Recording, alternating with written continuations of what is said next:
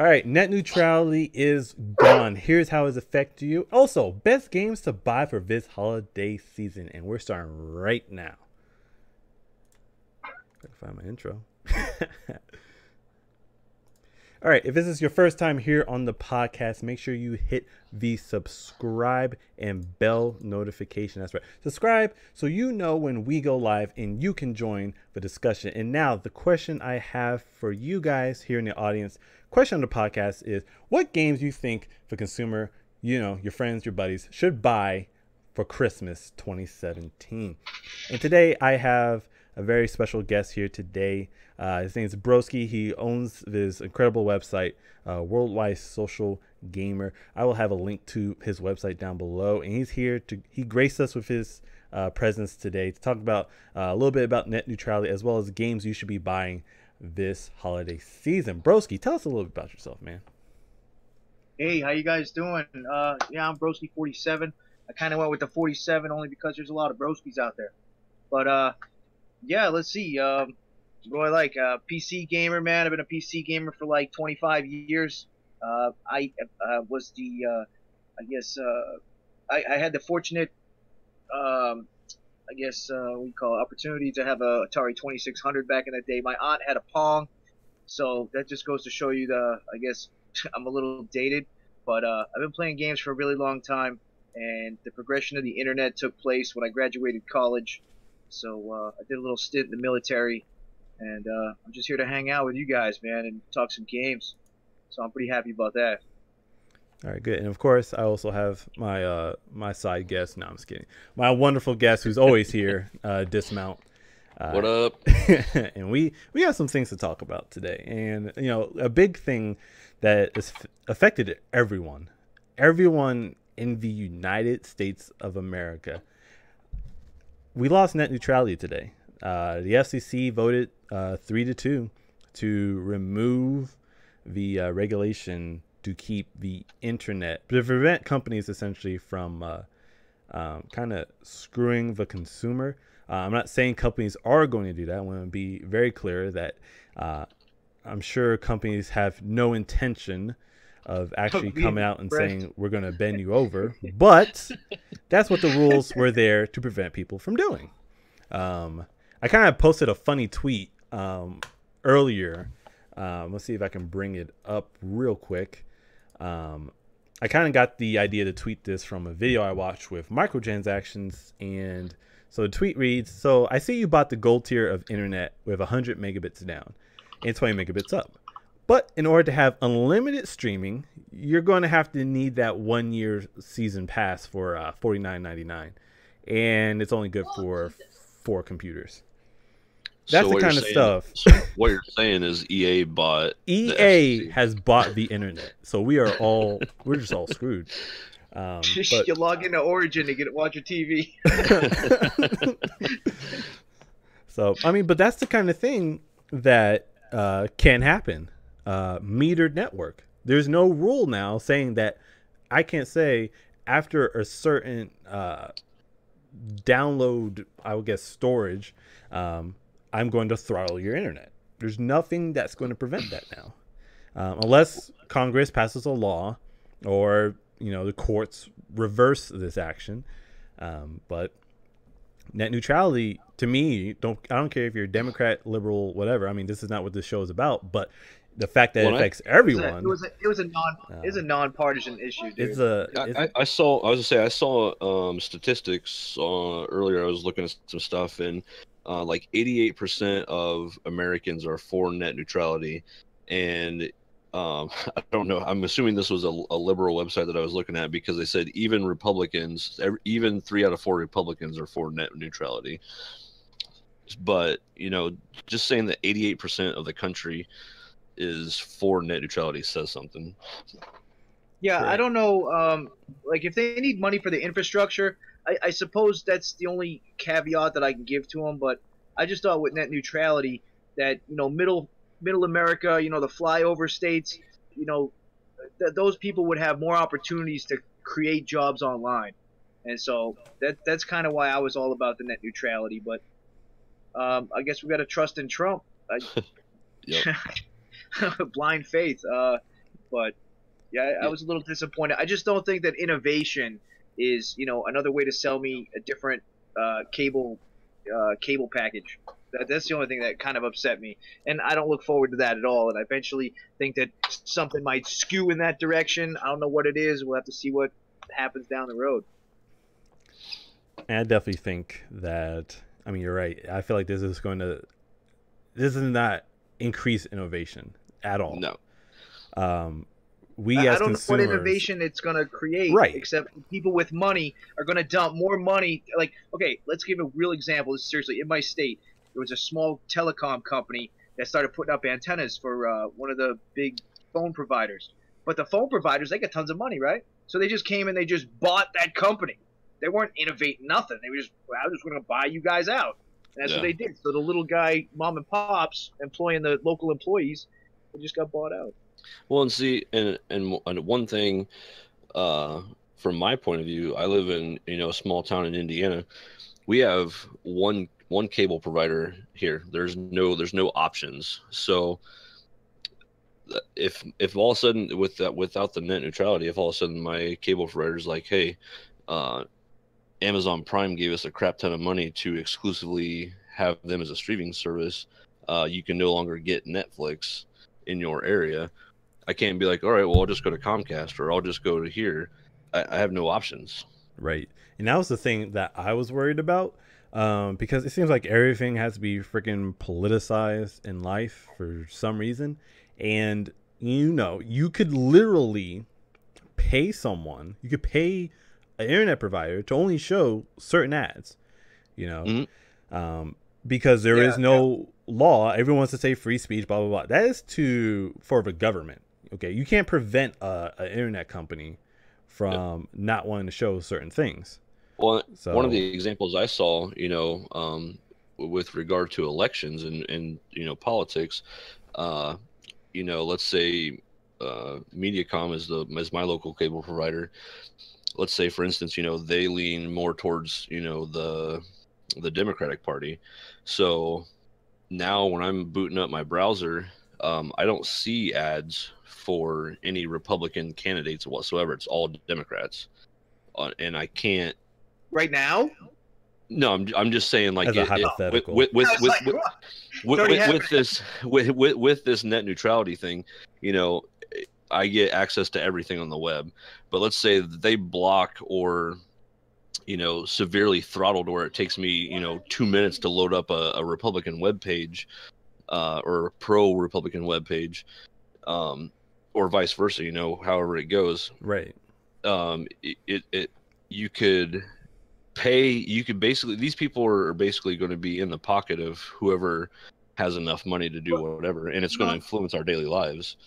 Another way to think about it too, without maybe not even we could step outside of the political arena, but say like Walmart wants to put Kmart out of business. Well, Walmart makes a ton more money, right? Right. So if in your hometown the Kmart was always showing ads around on your internet or on your cable TV, and all of a sudden Walmart's like, well, we're just gonna turn them off. We're just gonna flush them out because the cable provider, I don't know, owns a lot of stocks in Walmart. So he's like, oh, hey, the money that they're giving me, plus I own stocks in the company. Well, yeah, why am I? I'll show a Kmart commercial once a month, but I'll show Walmart 24/7. Right. Then, I mean, Walmart doesn't have a try hard to put Kmart out of business, but and I didn't know this until the other day when I started really researching the whole net neutrality thing. This is an actual thing that actually happened prior to the 2015 movement of internet service providers into the Title II of the FCC code. It was T-Mobile, I know for sure, and I think AT&T, I know for sure, and there was one other cell phone provider. They had kind of came out with their own phone pay app, like Google Wallet and Apple Pay. Yeah, I remember this.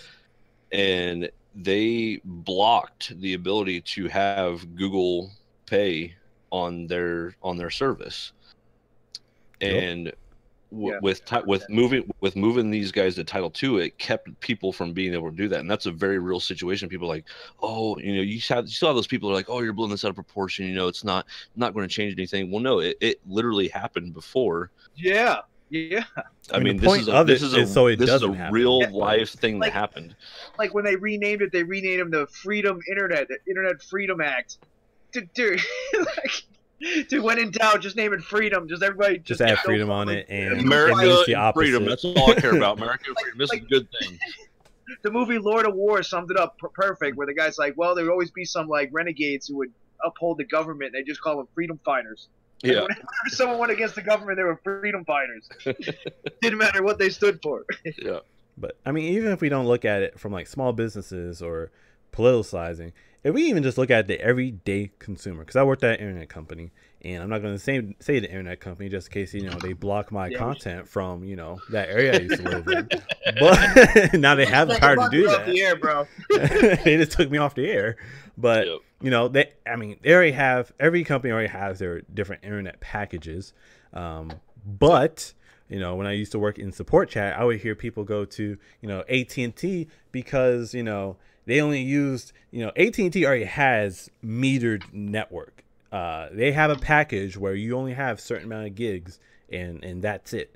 Even when I worked at Geek Squad, I had a lady who had metered network, and she was complaining that her computer was using too much network. I'm like, well, that's not my fault, but all right. So this is a very real thing that a company can literally just say one day, like, you know what, we're no longer going to have unlimited internet. You're going to have, not only are you going to have a tier of speed, but you also have the tier of storage, and that can really screw people over. They always talk about, well, it's going to help with pricing or whatever. I heard somewhere it's going to help with pricing. I don't know where they got that crap from. That was just straight up crap. I see that argument, because the way they were looking at it when I saw the graph for it. So let's say you're a household that all you do is watch Netflix and get on Facebook.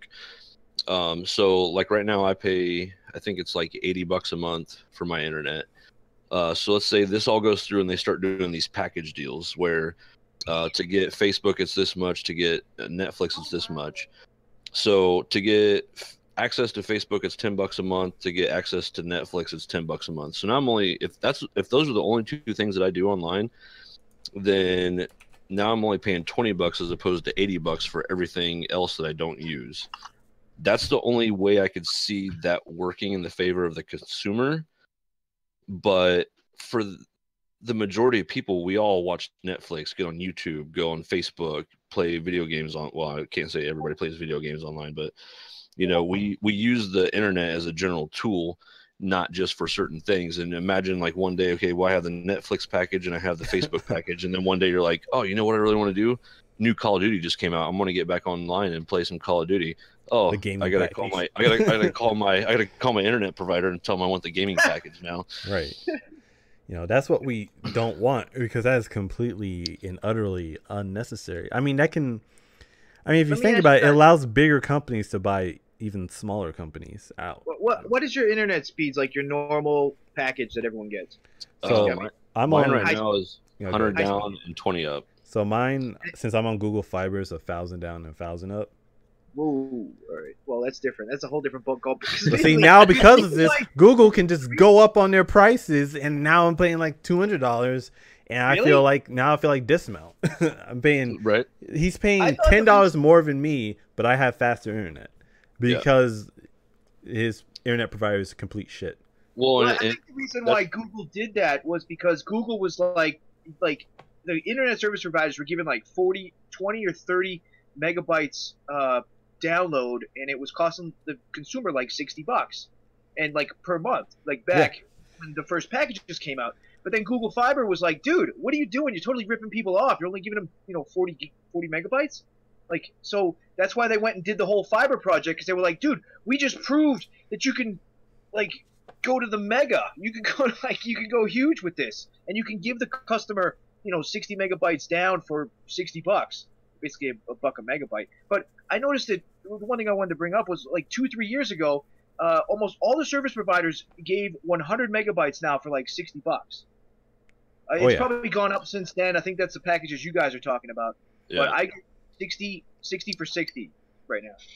Actually, 60 for 65. Yeah. I remember. I think mine's like 80. I get 100 down, and 20 up. And the only reason we went with that package, because we had it was either 20 or 50 down, but our cable company recently introduced the whole data cap thing. And so my daughter watches Netflix, my girlfriend watches Netflix, I play video games, so we were constantly going over our data cap. And Which is to complete get to a bullshit. data cap where we wouldn't go over, we had to go to this package.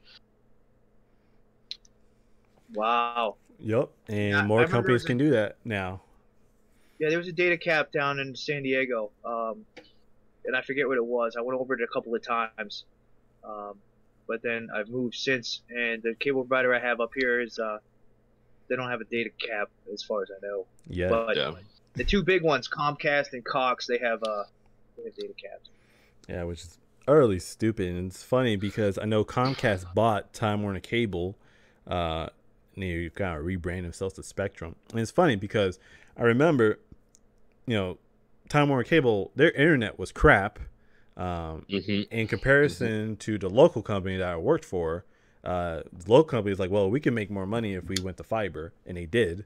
And then that caused Time Warner Cable to be like, oh crap, well, we need to have higher speeds, which they did increase their speeds. However, the average, I'm gonna just say this right now, the average consumer is very not as well informed. Untech savvy? Yeah, I was trying to think of very nice way of putting it, or not informed or tech savvy. So when I would talk to them on this chat, they're like, well, I'm just going to Time Warner Cable. I'm like, all right, bye. I didn't say all right, bye, but in my head I said all right, bye, because you're gonna go there and you're gonna be very displeased with it because it's all copper wiring. So Oh yeah, it's I all work gonna for be cable crappy. service providers as a salesman, knocking on doors, and there's a lot of people that they're just grandfathered into their one plan that they want to keep, and they're like, get off my lawn, like. Yep. So, Yeah. There's nothing you can do with those people. Just sorry. Yeah, I actually tried to. I talked to this guy's wife, and he was like, oh well, he's paying like $300 for 5 billion channels and some crazy internet that he doesn't use. And so I actually made it I said, can I come back later and talk to him when he gets home after work? And I went all the way across town to this guy's house just for him to tell me to get off the lawn. And I was like, all right, man, whatever, dude. I don't know. I felt bad because I almost felt like I was letting the community down by letting him pay for that exorbitant amount of bill. Yeah. Right. I felt like I was letting him down. Well, it's funny you say that because I remember we lived at me and my girlfriend lived in an apartment complex, and we were paying, I don't know, we had cable and internet, and it was like kind of crappy internet. I think it was like 10 meg down, and like I don't know, it was junk, and we were paying a lot of money for it. And we had a door-to-door cable salesman come around, and it was for the same company, but she worked some kind of like, it was almost like they were like contracted out to try and get more business or whatever. So she came around and she was like, hey, what do you guys have? And like, we have Mediacom now, obviously, because it's the only friggin' cable provider in our town. And she's like, what are you guys paying a month? And so we told her, and she's like, well, what do you guys do? And so we started like listening. She's like, do you mind if I come in and talk to you guys? I'm like, no, come on in.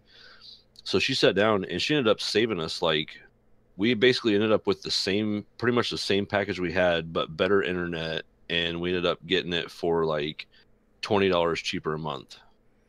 Dude, that's how it actually like is. Like, all you have to do, because what these internet companies do is your price is for a year, and then you just have to complain about your price, because they're sneaky. My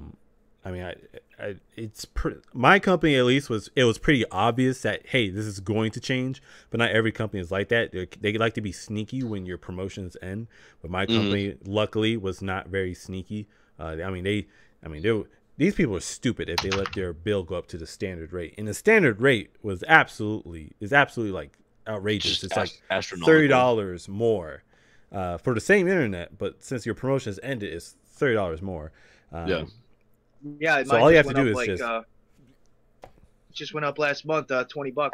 Yep. All you gotta do, broski, you just gotta complain. You just gotta say, If you know there's another internet provider, all you gotta say is, "I'm gonna go to the other internet provider," and then they will try to lower your bill. Negotiate. That's all you have to do. You have My to. mom did. Go ahead. My mom did that for years. I remember growing up because we had a cable company, and then she ended up getting Dish Network. Oh god. Well, then her promotion ended for Dish Network, and of course it went up to something ungodly. And she was like, "No, I'm not paying this." And they're like, "Well, your promotion period's ended." Blah blah blah blah. So she canceled it, got the cable company, and then they had their promotional offer for a year, and then after that year, the price went up.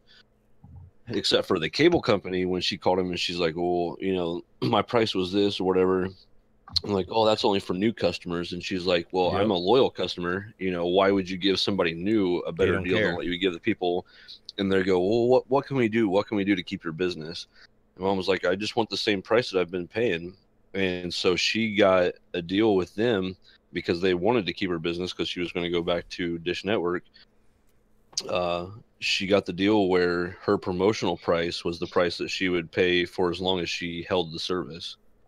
Yeah, it's a lot like you remember the movie Fight Club, right? Yeah. And the guy was like, "What am I supposed to be doing? I could have been haggling with my insurance company for lower rates." That was like one of the things when he was talking about we buy this IKEA furniture and all this stuff we don't need. And then he said, "Yeah, just the same thing with the cable. It's you should pick up the phone every once in a while and go haggle your price." Yeah. Yep, and that's what people will have to do now. I mean, you already have to do it already. If you know you have more than one, I recommend doing that because your price is going to go up at the end of those 12 months astronomically. Yeah. Well, the thing, okay, to get back to the net neutrality thing too, one thing I just wanted to add is as a website owner, I don't know how that affects website owners. Like, eventually, I figured most of my website is text, so my hosting for video is on YouTube, so maybe it won't affect me. I'm hoping that's the way it plays out. But if I had if I started a Vimeo, if one of us started a Vimeo tomorrow, I don't think we'd fare too well. I don't know. We'll have to find out. Yeah. Yeah, but I want to go ahead and move on off of net neutrality. Let's move on to something more cheery, something more. Right. Oh, hey, just to be cheery, call Company of Heroes 2 on a Humble Bundle today. Check it out; it's free. What? Yeah, just for PC. I don't know about on Steam. No, on humblebundle.com. Oh, okay. Just want to throw that in, man, because I know this net neutrality thing's making us real sad. There you go. Real bummed out about it. Trying to bring some Christmas here. Net neutrality sucks. Free games are free. Yes. Exactly. I like it. All right, so let's start off. So what you got for a happy title here? Let's go. All right. So best games. Let's just start off with Sony, PlayStation. Best games to get. Let's just start with something everyone would enjoy, something that's family oriented, like Call of Duty. Yeah, because that's family oriented. Exactly. Do you want the super vulgar, super bloody package? If not, hit no on this screen. Do you want the game like with blood or without blood? Rip his neck out. Some of the games I think people need to buy from 2017. They needed to buy the complete edition of Horizon Zero Dawn. I feel like that game was absolutely great. I haven't played it yet. I'm waiting for it to go on sale. I bought it. That's a must buy. I bought it late in the year because I found it on sale at my local discount game store. And I've played about halfway through the original game, and the story is awesome. The visual, like the graphics, the visuals are awesome. It's a really good game. If you haven't played it, go pick it up. I'm sure you can get it. Like I said, I picked it up. We have a game store called, just a store called Mega Replay, and they basically take trade. It's basically a direct competitor to GameStop in our local area.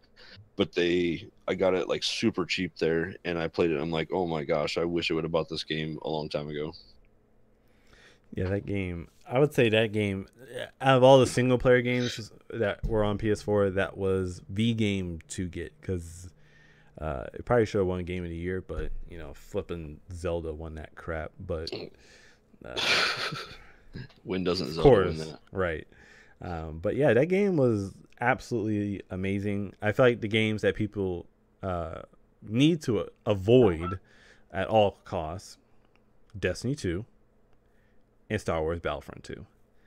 I feel like Now, those are the two why games. Destiny 2?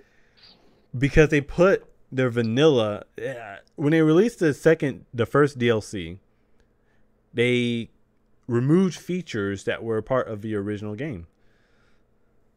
So basically, it's Titanfall, like Titanfall 2. So they took stuff out so that they could sell it as a DLC? Yep. Wow. So I don't recommend that game at all, because if you don't get the DLC, more and more stuff will probably get locked out. And especially if you pay for a $60 game and it's really probably worth $10. So yeah, man, Sims. they want to charge it. They want to charge upwards of like $120 a game now. I mean, remember when the game came in a cartridge and it was like 30, 60 bucks?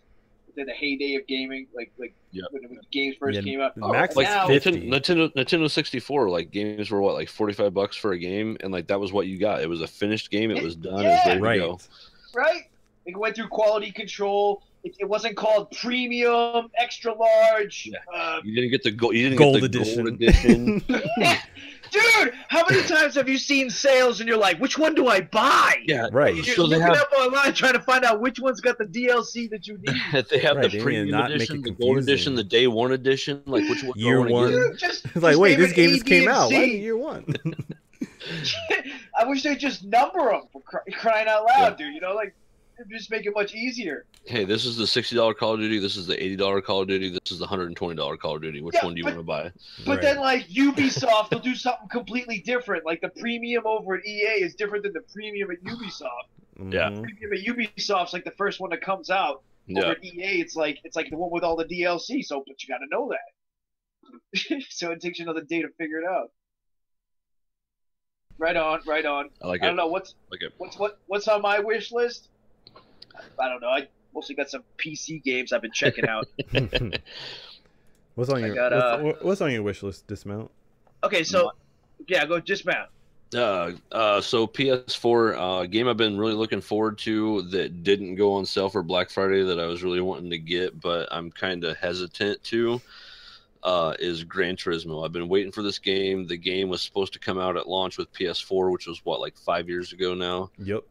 And they've been working on it, and like they come out with the game and they're like, hey, here's this game, but it's not complete, and here's 120 cars to start, but eventually we're going to get it up to 600 cars. It's like, I feel like you guys were developing this game before PS4 came out, and now you finally got it out 5 years later, but it's still not complete. Like, it just kind of scares me to get it at full price. But I've been really looking forward to that game, so that's kind of one of the games I'm kind of wanting to get this holiday season. Hopefully, Start on YouTube. Looks good. Yeah, I mean, the graphically, I mean, it's Gran Turismo, so Right. first off, you got That's amazing. graphics that are awesome. The physics are always awesome. They always take really good pride in their physics, as far as like real world physics and how the cars handle and whatnot. So I've been playing Gran Turismo since PS1, and when I had my PS1, I got my PS1 and I got Gran Turismo, and I didn't have a memory card, so I had to do the license test over and over and over and over again every time, or just leave my PlayStation on for like days on end. So Yeah, I played on Atari 2600, but that's when the cars look like spiders. Like, they look like a spider running. I remember playing Dragster on Atari 2600. Okay, so don't get me started on Atari 2600. All right. It's like I think the earliest racing game I think I've ever played was on PS1 actually, and it was part of it, when they had the demo discs, and it was a weird racing game that came with it. It was actually pretty cool. Yeah. Yeah. I remember Dragster on Atari, and you're with the joystick with the button. The button was your throttle, and the joystick was how you shifted between gears, and you had to like time it perfectly, otherwise you'd blow your motor. And it was awesome. But Yeah, Gran Turismo is definitely one that's on my wish list. All right, all right. I been playing a lot of Call of Duty here lately. Really like that game. Really like the new Boots on Ground. I'd feel like it's probably one of my top games for this year. Horizon Zero Dawn, like you said, I got it this year and really enjoyed playing it. Ghost Recon was a big one on my list this year. I got it and played it and really enjoyed it. The multiplayer, the fact that they didn't release the multiplayer until later kind of disappointed me, but it was fun. I started off playing it when it first released, and it was fun. But the thing is, they've started releasing more free DLC, and actually just I think it was yesterday they dropped a new DLC for the Predator. So the Predator's lurking in the jungles, and it's a new thing. You got to go out and hunt him down. Well, that sounds pretty cool. I feel like they're kind of on the right track as far as, I mean, it's a Ubisoft game. Oh god. So we'll see where they go right here. They started off on the wrong track because the game was awesome and they started releasing this DLC that you had to pay like the season pass for, and it was terrible. Like the DLC was just absolutely horrendous. Nobody liked it. Nobody played it. The multiplayer came out and it was pretty good, but all they had was team deathmatch. They've released a couple updates since then. They have like a new game mode, new maps, and then they just did this one that's a free download. Like I said, it has the Predator, and you have to go into the jungles and go hunt him down. So I feel like that'll be fun. So Ghost Recon was a game I was really looking forward to, and it did not disappoint. So it's definitely one of my top games for 2017. If you haven't got it yet, go pick it up. Yeah, it's basically my main ones is Horizon Zero Dawn, Ghost Recon, Call of Duty. Obviously, this year is back to Boots on Ground. It's awesome, and I have not played Gran Turismo yet, but I will definitely try to pick it up before the end of the year. I have actually 3 games that people should pick up, and these are the only games that I've played. I think one used to be an exclusive on Sony, and then it got on Xbox. So first, I'm gonna say Crash Bandicoot Insane Trilogy. That's definitely a must pick up. I had so much fun with that game. The controls feel so much better than the original. However, if you never played the original, I highly recommend that you play the first 2 games with your D-pad, because that's what they originally were built for. They didn't have joystick back in the 90s. You had to use everything D-pad on the PS1. So that's my recommendation for that game. And then another game that I highly recommend is Tekken 7. I did not buy this game, awesome. But I did play it. So yeah, I bought it and nobody else played it with me, but 2 times. Dude, tell me about it. Tell me about it. You didn't buy it? I bought it. No, I was using a game share with Jay, and then he flipping went to Africa, and now it's gonna be in England or somewhere. So. Oh, okay. Well, you got to play it. I did get to play it. I was playing the heck out of King, and I was loving it. All right, yeah, it looks good. I'm not a big fighter fan, but I really enjoyed Tekken 7. It is so much fun. I used to play it all the time in the arcade. Tekken, yeah. Oh yeah. After Street Fighter, Tekken was the place to go. And that's another game. Like I feel like, I mean, they always put out their iterations for like different consoles, and I think Tekken 7 is the first one for PS4, and it was. I gotta say, like I've gotten Street Fighter, I've gotten Mortal Kombat, and like they were okay and fun. I really like the technicality of Tekken, and I played with you, Shaka, and I played with Joe, and you guys. We had that little 4-way lobby going there for a little bit, which was really fun. And I really enjoyed that game. I mean, I bought it digitally, so I can't sell it, unfortunately. But sell it for $2 at GameStop. Nobody ever plays it with me anymore. But I still have it. It's still downloaded on my console. So there, I'll play it once it's on sale again.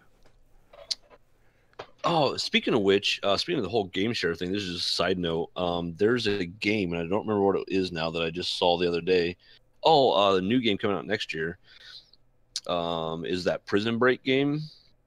I can't think of what it's called. Prison Break 2? I thought that already came out this year. No. This is not Prison Break. It's a Prison Break style game. Like it's a co-op only. Like Prison Architect or something like that. It's basically like it's basically like the TV show Prison Break, but it's in a video game. Okay.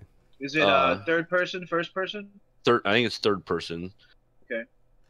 But anyhow, that game, just FYI, it's coming out next year, so it's not really on the top. Yeah, you can't buy it for Christmas. Games. Sorry. But if I have the game and you don't, you can still play with me without doing share play. Oh snap! That's broken. So only one person has to have it. Stop that. Yeah. Well, that was before net neutrality got ended, so I don't know if that's going to still work out or not. Right. Might have to pay $30 per month extra just to be able to play it without the game. But no, that was the thing I saw, and that I think it's because the game is so dependent on co-op play. Right. Because I think you have to play co-op basically. To where like one guy's distracting a guard while you're going around and stealing a key to be able to do this, to be able to break out of the prison. The only one person playing has to have the game. So just a side note, sorry. No problem. That's cool. I didn't even know they had that stuff on console. Yeah, I gotta look up the name of the game now because it's going to drive me nuts if I don't know what it is. All right, but I'm gonna get to my last game for PS4, and you guys almost made me forget what it was. I actually recommend getting the Kingdom Hearts 1.5 plus 2.5 remix. If you're a Kingdom Hearts fan or an RPG fan in general, that is so worth getting because there's so many Kingdom Hearts games on there. You get the original one final mix remastered or HD upscaled, I would say, as well as 2 HD upscale. And you also get cutscenes from the other games because you don't really want to play those games because there's kind of side games you don't really care about. But that's definitely a must pick up. I have it. I've played it. It plays very fluently. I know a lot of ports get bad reps when they go from PS3 to PS4 because there has been issues, or just in general when they're cross-platform from previous generations. But that, my friend, is a must-buy for PS4. Only focusing on the exclusives. I mean, there's other games you could buy that are also on PS4, such as Neo. Actually, Neo's a good game to get if you're into Dark Souls. I actually recommend getting it, especially if a complete edition. I feel like once you once you have the complete edition, you should just take all the separate DLCs off. It kind of doesn't make sense, but whatever. I mean, that's just my personal opinion. But Broski, you got any PS4 games you recommend? PS4 games, dude. You know what? I'm a PC gamer, but if I can contribute to the PS4 community, maybe I have something. Let me check. I don't know if on Steam it tells me if this is for PS4, but one game I've been having my eye on here is Spellforce 3. I don't know if it's for PS4. It's basically a dungeon crawler, but it has some pretty cool graphics. And this one just came out, I think, a couple of days ago. I'm trying to look it up right now to find out if it is on PS4. Because if you like dungeon crawlers, this is the newest and greatest. It's by THQ. I should really do my... Holy cow. Yeah, I might pick that up. I haven't played a good dungeon crawler since Gauntlet Legends N64. Yeah, I find that the dungeon crawlers, for me, I guess maybe because I'm old and I don't have a 120 hertz monitor, that playing PUBG, my anxiety goes to like 150, and like and it's fun. I mean, it's fun when I'm playing, but it's funny because it takes so much adrenaline in between the matches, is kind of like necessary. It's a necessary evil. So I don't mind waiting in between because, I mean, you could play and the game's really intense. But then also because the game pauses, you have that high anxiety, then you have the dip, then you have the high anxiety, then you have the dip. So, I mean, it's really a workout, bro. Like, I ain't gonna lie to you. Like, I'm sweating. My hands are sweating. I got my wind visor on, or my sweatbands. I'm sweating in my eyes. But But yeah, I think that the upcoming year, I think that PUBG is going to keep taking off. They just came out with a desert map. I think, dude, correct me, guys. PUBG's coming to a different platform. Yeah, it's I already don't out know. It's on on Xbox. Xbox, and that's like the only game I recommend on Xbox. Okay, and I don't know if it's a cross-platformer, is it? Not I yet. don't think so. I think they're working on making it a cross-platform between PC and Xbox. The one thing that really kind of gets me is I'm not really sure how that works because I know that I've played Xbox, of course, I've played PlayStation, and they have I played Red Dead Redemption was the last game I played on a console, and they had the aim assist, and so I mean I understand that there's a total difference between keyboard and mouse and using your thumbs with the little joysticks and the up down left right, like PlayStation controllers. Right. So I don't know if like the aim assist gives an unfair advantage to the keyboard and mouse. I don't know. There's a lot to say there. I'm not sure about the game mechanics. I don't know about competitions, but I mean for normal, just everyday play, guys messing around, it might work. But I think PUBG is going to keep taking off. I think it's going to keep taking off as an esport because I noticed that they did the same thing as Counter-Strike Go, where they have this whole market. And they're trying. A lot of people are mad. They have these microtransactions. But from what I understand and from what I've observed so far, they're completely cosmetic. Yeah. So they you are. can look That's what I like a love about complete it. noob and still own people, which is great for me. That's what I like to do.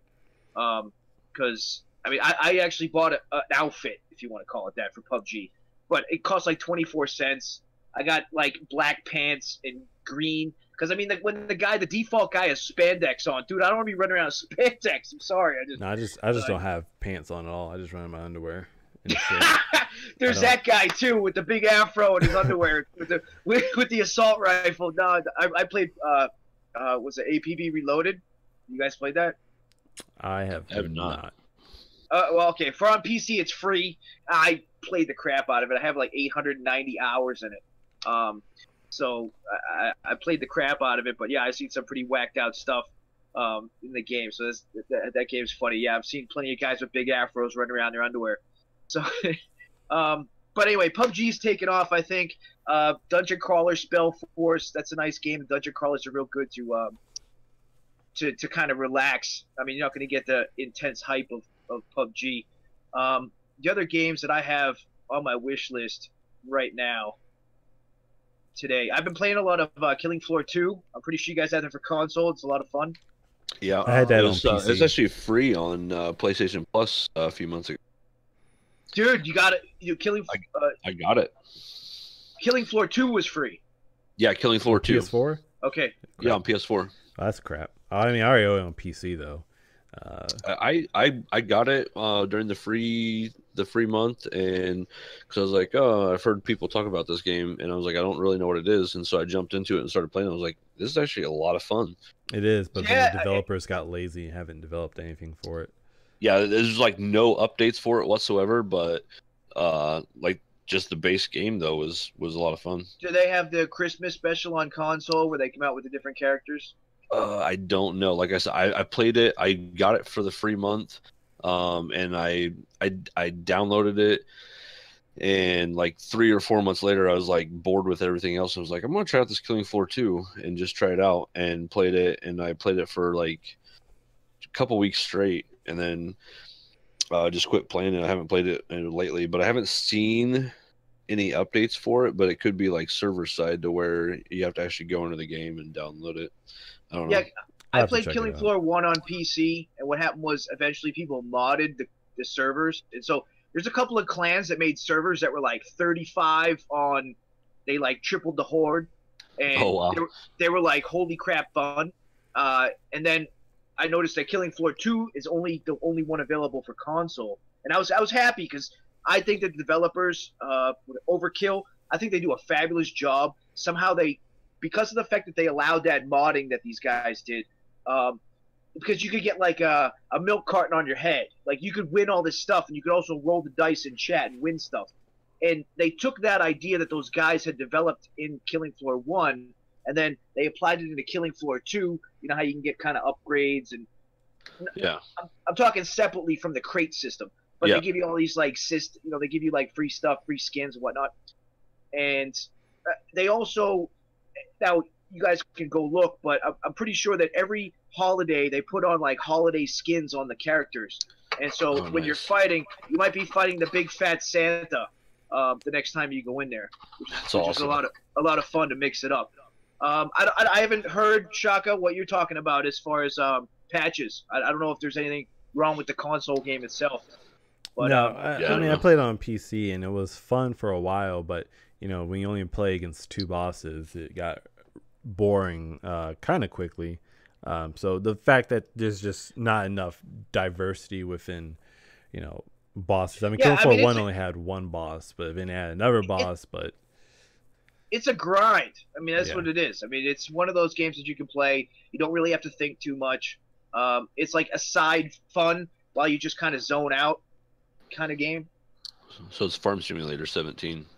I would rather play Farm Simulator 17 long term, but all right. So can I do 3 more games here real quick? Yeah, go ahead and do 3 more games, and we're gonna move on to Xbox, and then me and Dismount will give our games for PC, and then we'll end it off. All right. Well, the other games on my wish list are Ruiner. I guess it's on sale for 33% off on Steam. Honestly, I wouldn't buy it just yet. Matter of fact, right now, today, I would not buy anything on Steam because I think within like 5 or 6 days, they're going to have the Christmas sale for like a week. Until they're going to have it from like the 24th until like the 1st of January. So anyone who's listening to this, wait. Save your money, wait.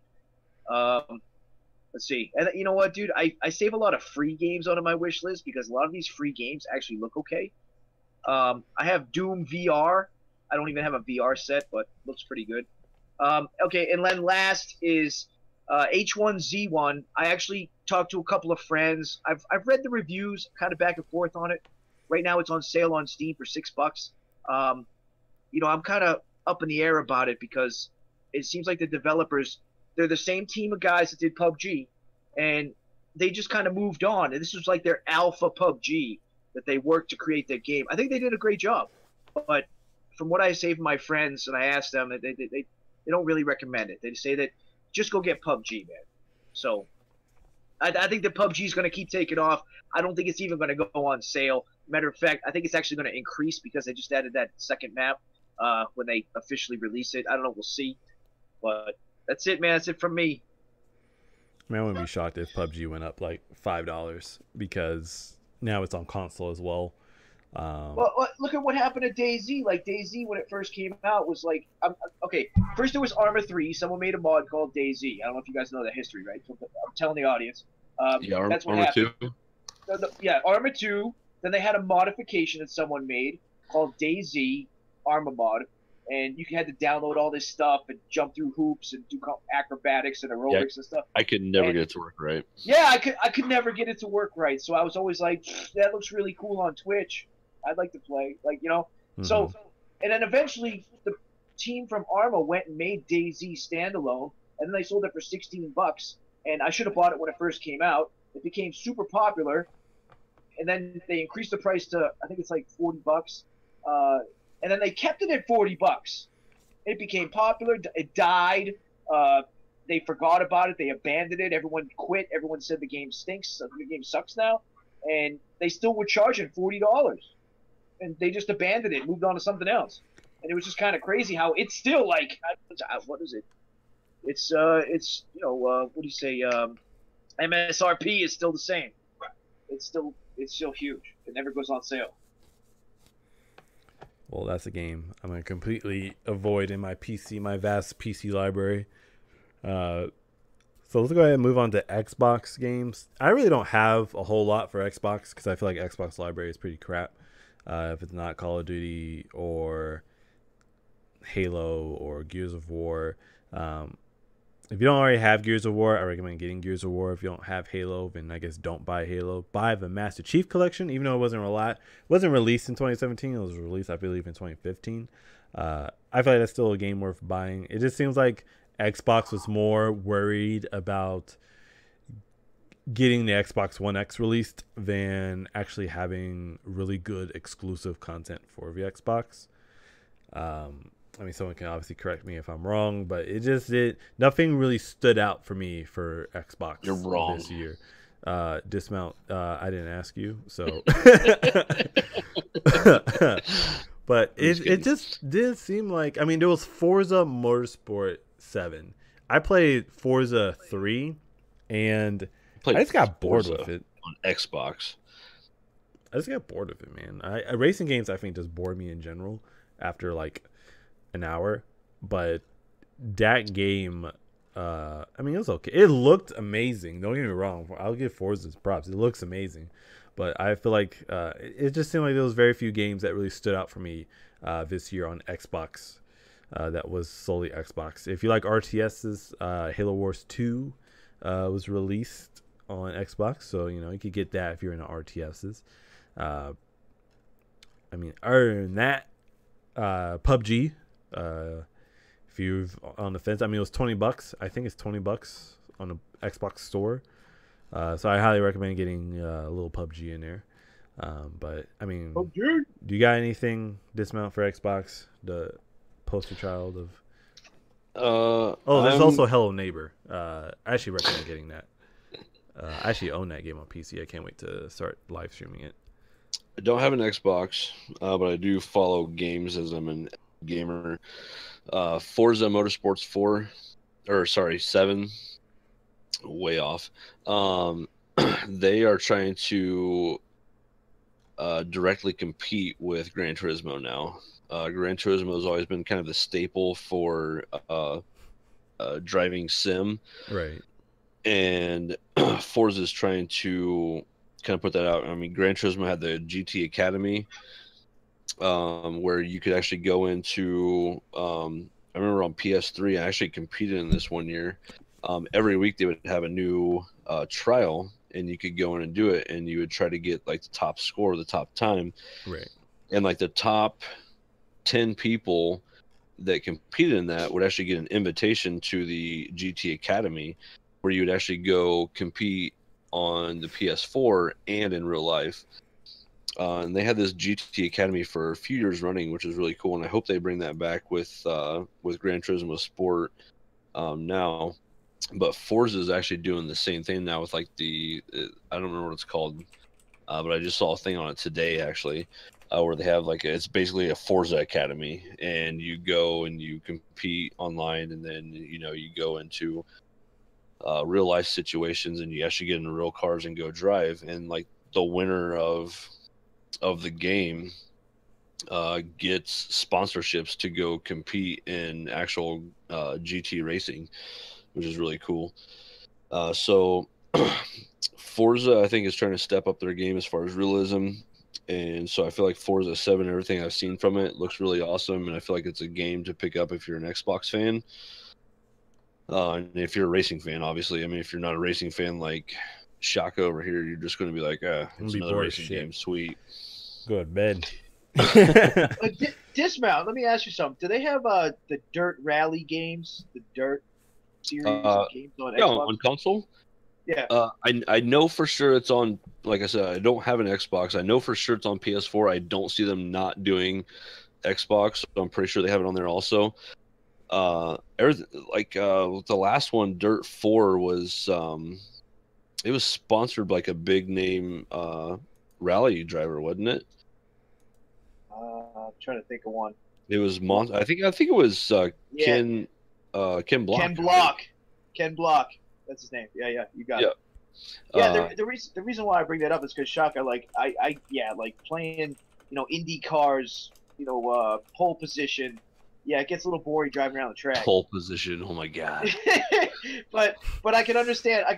Like, I guess if you're heavy into like the engines and stuff, and with Dirt, the reason why it appeals to me, that's someone that's not into engines and souping up their cars, because of the physics.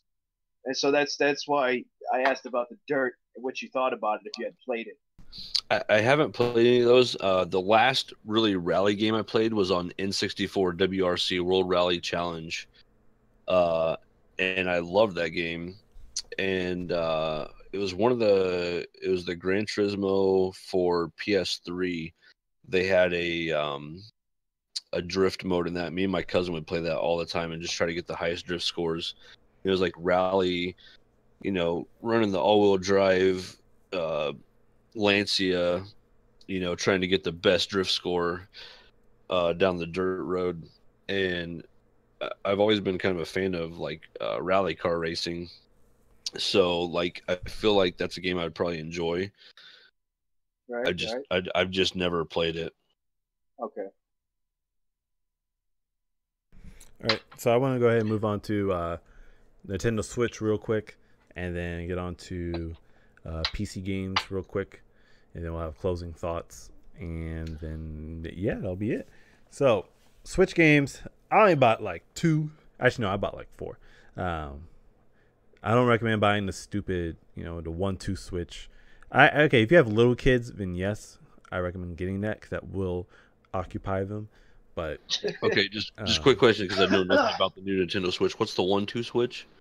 It's how they came out with Wii games when Wii came out, or like Wii Sports. Uh-huh. Yeah, it's kind of like that, except it doesn't come with the Wii. You actually have to buy it separate. Oh, so it's Wii Sports, but like a separate. It doesn't come with the console. Right.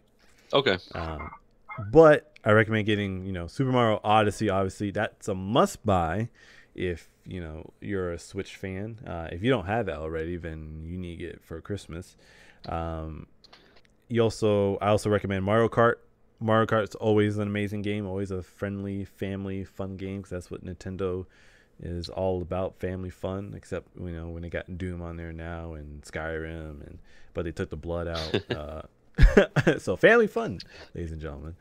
And then the last game I recommend is actually not the last game. I recommend getting the Sonic Mania on the Switch because I feel like it feels the best on the Switch because you can have it on small screen, and that's what Sonic to me needs to focus on. But as well as getting the good old game of the year, of course, Legend of Zelda Breath of the Wild. Now this Zelda has a different feeling to me in previous Zeldas. You got kind of a Survivor style Zelda game instead of kind of like a more Dark Souls style Zelda game. I don't even want to compare say it's a Dark Souls style, but that feeling is it's kind of like an RPG except you're not without the level up system in it. You find new items and use it to complete quests and puzzles and stuff. Right on. So maybe like the old Metal Gear Solid, where to go find stuff. Chaka. Oh, sorry, I was typing in chat. Yeah, it's like, what are you doing? Where'd you go, dude? Like, it's like ghosted David Blaine. Sorry, David MF. Blaine, he pieced out. But yeah, it's kind of like that. It's kind of a lot of the Survivor games. Your weapon breaks. You got to deal with heat elements. Eat food to get health. Even though you don't eat food to actually like live, like in a lot of the survival games. So a lot of different feel, and I feel like it's very necessary for Zelda. But wait, eating food is necessary? No, the different style being an open survival game. I was gonna say that's the one thing I didn't like about Minecraft. You had to eat food. I was like, dude, how realistic you want it to be? It's a block game. Like, I guess put it in the game. I guess it'd be nice to turn it off. I guess it's called creative mode. Right? It's called do everything manually. So you got any games you recommend for the Switch dismount? I mean, obviously, Mario is always going to be the staple of Nintendo, so it's a must-get game for if you got a Switch. Zelda, obviously, is always a must-get. I haven't played it. Everybody I've talked to that is a Zelda fan says that this is like one of the best Zelda games in recent memory. So I feel like that's a must-get game if you don't have it already. I actually got my girlfriend's daughter. We got her a Legend of Zelda Nintendo Switch controller that Walmart had. Oh snap! That's fancy. It's like black with like the gold Triforce Eagle thing on it. So I mean, there's all kinds of stuff out there for it already, and so Mario, Zelda, and I mean Mario Kart is the only reason I would ever buy a Switch is just to get Mario Kart because to play drunk Mario Kart. You can play drinking games with Mario Kart. You can piss your friends off with Mario Kart. It's just a great game overall. I did that with PlayStation 1. I bought Tony Hawk's Pro Skater. I wanted Tony Hawk's Pro Skater. That's the only reason I bought a Sony PlayStation 1. That was it. That's it. I mean, we've got the Wii, we've got the Wii U, and the only reason I bought the Wii U was because Mario Kart 8 was only on Wii U, so that's the reason why we bought Wii U. And then this isn't a game that's out yet, but I don't see how you're always out with the games that haven't been out yet. It's 2017. I know. Man. I'm sorry, but if this game was out right now, it would be my #1 pick for Nintendo Switch is Mario Party. What is that, like Sims? Like you go down and get drunk as Mario? Yeah. I mean, Mario Party, if you don't come out with a Mario Party for Nintendo Switch, you're just dumb. You're losing money for no reason whatsoever. So that's my #1 game that I want to see for 2017. It better come out before December 31st. I don't think it will dismount. Yeah. So it'll probably get pushed back. In summary, Mario Kart, it'll be like Net Neutrality will come out in July. Yeah. All right, and then last but certainly not least, the master race, PC. The ultimate race, PC, man. There was a lot of good games that come out on PC. Some free, some not so free. So I mean, I honestly don't have too many because I haven't really been playing on my computer as much as I would like to. But I mean, that's totally fine. I know, right? But there's a lot of we could probably have an entire dedicated podcast on which there's so many games. Apparently Killing Floor 2 has Krampus out, Krampus Christmas, but there's just so right many. On Killing Floor 2. Killing Floor 2, right? With PC yeah, games, it's free. With PC games, Killing I Floor recommend 2's getting free? it on. No, the add-on Krampus Christmas for yes. Killing Floor 2. I was about to go to Steam right now and download that shit. No. Yeah, no, I did that. I spammed all my friends. Get on my friends list on Steam, dude, if you're on Steam. Because I spammed all my friends when stuff goes on sale. I used to see it for free. Well, I'm sorry. Not when stuff goes on sale, but when it's free, I usually spam everybody. There you go. But yeah, I recommend getting stuff on Steam when it's on sale. That's the key. You want to. Every game will eventually go on sale on Steam. So unless you really want that game, if you're on the fence, just wait for it to get on sale. So then you don't feel like you've wasted too much money. But yeah, I don't really. Yeah, I mean, I know that people like it on YouTube and they watch the latest greatest game. But if you think you're going to be the first one to get the latest greatest game and be on YouTube, like if you're a video YouTube creator, you're not going to do that. I just assume get them on sale. If your video becomes popular because you're awesome, then you're going to become popular. But it's not going to be because you have the greatest game. Those people are going to watch your video and they're going to disappear. Right. Yeah, if you don't make that connection. But yeah, I recommend getting games when they're on sale. I don't have one game to really recommend getting because, you know, I'm just recommend to get it on sale. I'm sure Dismount does though. Dismount, what do you recommend? What is your flavor, man, that you recommend? Okay, so for 2017, just for this year alone, if you're into like SimCity builders, like the kind of like structural type deal, I got this game called Avon Colony. A lot of fun. It's set like futuristic. We go to outer space. It has a campaign. There's like 14 missions on the campaign, and there's a whole sandbox mode where you can just do whatever you want to. But it's futuristic. You got to supply food and stuff for your colony, power, you know, the general stuff, water. It's a lot of fun. The campaign actually took me a few days to beat, which is kind of odd for me for those kind of games, but really good game as far as that goes. If you're looking for like casual stuff, Farm Simulator 17, recommend that. It's kind of one of those games where you just like chill out, not have to worry about much of anything. There's a big community, a lot of multiplayer maps you can go and join if you just want to like jump into somebody's game. You don't want to start your own thing.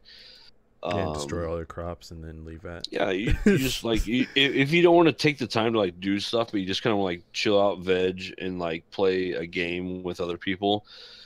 you can jump into somebody's multiplayer server and be like, hey, what do you want me to do? Like, hey, I need you to go harvest corn on field 17. All right, cool. I'm going to go pop on some fucking Metallica, drink some Jaeger, and I'm going to go harvest some corn. Like, you can go do that. It's a super casual game. It's a lot of fun. The community is like super nice. A lot of people just, the community with Farm Simulator, nobody's really like, you have those few people that are like super like, no, you can't plant wheat in field 18. That's only for corn. There's always that kid. There's always that kid. You have that one guy in every community. But for the most part, you can just go like jump into a multiplayer map and be like, hey, what do you want me to do? Hey, if you don't mind, would you go, bale some hay on field 19? Cool. Where's the equipment at? It's over here. And you can go do it and just like chill out, chat with people. It's a lot of fun. Super chill back community too. So that's kind of like my casual game for PC. And I'm always going to throw this one out there because I love this game so much. Is 7 Days to Die. It's still in early access. They're still adding new stuff all the time. For life. It's probably going to be it's probably going to be like Minecraft where it's in beta forever. But, until Microsoft buys it. It's a lot of fun. They're always adding like a lot of new content. They've just announced their next big update's going to have like a super boss zombie that will come like every so often and try to destroy your base. They've added a whole bunch of stuff. They're just constantly. It's one of those games that started off as two guys that was like, hey, we want to make this zombie survival horror crafting game that we like to play, and they started doing it, and they kind of like, hey, let's put it on early access on Steam, and people started getting behind it. So now they have like actually like a team of people where the one guy's basically he's really big into like artistic design, so like he does all like the skins and the all that stuff for the game, and the other guy's like a really big into the actual like coding and programming. But now they have this whole other team of people that are into doing different stuff for the game to make it come out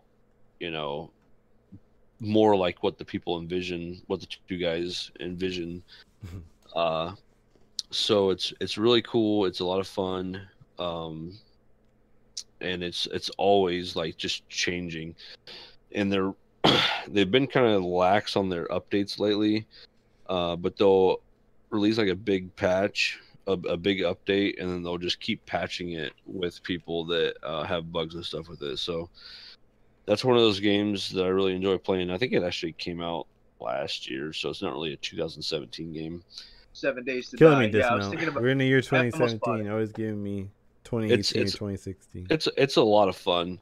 My last game I'm going to promote for PC that I think anybody that's into space sim, RPG, role playing, whatever you want to do, this game has got something for everybody. Is Star Citizen. I bought into this game a couple years ago. It's crowdfunded from the guy that made Wing Commander. And he made Wing Commander, Wing Commander 2.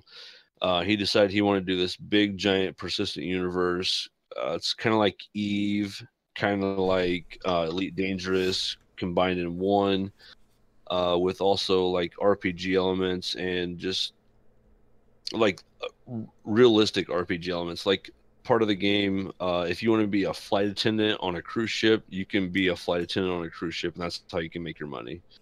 If you want to be a mining prospector, you can be a mining prospector. If you want to be a Marine in the Universal Army, you can go do that and do first-person shooter all the time. It's got a little bit of everything for everybody. The main release is getting ready to come out. It's in the test servers right now, but it's going to be big. It's going to be good. It's all crowdfunded, so basically what you put into it is what you get out of it. And I think right now you can buy into it for like $45. It gets you a starter ship, access to the persistent universe, and then also the single player campaign and all the stuff they have right now. Is this it here? It's not on Steam, right? No. This is like strictly. You have to go to robertsspaceindustries.com Okay. All right. Yeah. Okay. is the Right on. website, Yep. and it's the guy. It was him. It was the guy that was like the mastermind behind Wing Commander 2, and he's like, I want to make this game, and so he started off with like him and like his brother and I think like two other people, and they put it on. I think they put it originally on, um, what's the big like crowdfunded website? Kickstarter. Yeah, Kickstarter. They put it on Kickstarter, and they got to like $1 million like within a short period of time. So they started their own website, and now they have like a studio in Texas, a studio in California, one in the UK, and one in Germany, I think, that are all like they built their own studios to make this game. Is how big this game Nice. is right now. So Yeah. it's Nice good. website.